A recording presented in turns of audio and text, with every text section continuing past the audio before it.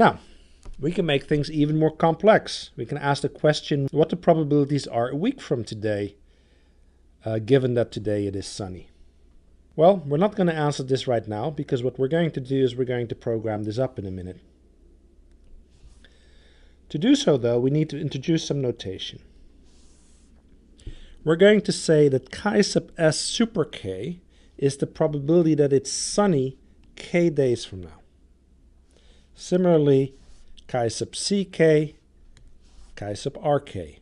Now, I could, of course, have said chi sub 0k, chi sub 1k, and chi sub 2k, but it's kind of convenient to use S, C, and R so that we know it's sunny, cloudy, or rainy. Okay, so here's our table again. And notice that we can ask the question, what is the probability of it being sunny on day k plus 1, given that the probability of it being sunny on day k is chi sub s super k. And the same thing for cloudy on day k and rainy on day k. Well, that's a matter of looking at what the probabilities are going from sunny to sunny, cloudy to sunny, and rainy to sunny. And you get this right here. And you can do the same thing to figure out what the probability is of it being cloudy on day k plus 1 or rainy on day k plus 1. And what you notice here is that this is a system of linear equations. That's a term that you may have heard before, and if not, I now introduce it.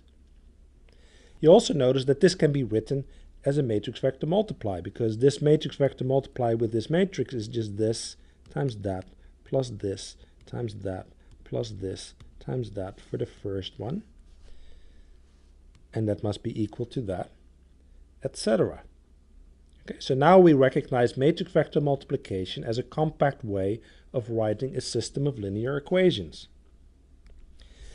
And then we can say, okay, well, we can call this matrix P, that's known as the transition matrix, and we can call the vector that tells us what the state is on day k, the state vector x super k. So we have a notion of a state vector, x super k, the state on day k, and a transition matrix P. So what we notice is that matrix vector multiplication is now used to compactly write a set of simultaneous linear equations. So here we have a vector that tells us the probabilities that today it is sunny, cloudy, or rainy. Well, we can look out the window and see what it is, and let's say that it is cloudy. As a matter of fact, I think today it is cloudy here. What vector represents that? Well, our good old friend, the unit basis vector, in this case the second unit basis vector. Okay, what happens if you ask the question, what are the probabilities of it being sunny, cloudy, or rainy on day 1, tomorrow, given that today it is cloudy? Well, that's a matter of doing this matrix times vector multiply, and if we plug in that today it is cloudy, then what we get is just this multiplication, but we could have simply said, oh, we know that when we do a matrix vector multiplication with a unit basis vector, we'd simply pick out the appropriate column. And there you have it. So, we shouldn't be surprised.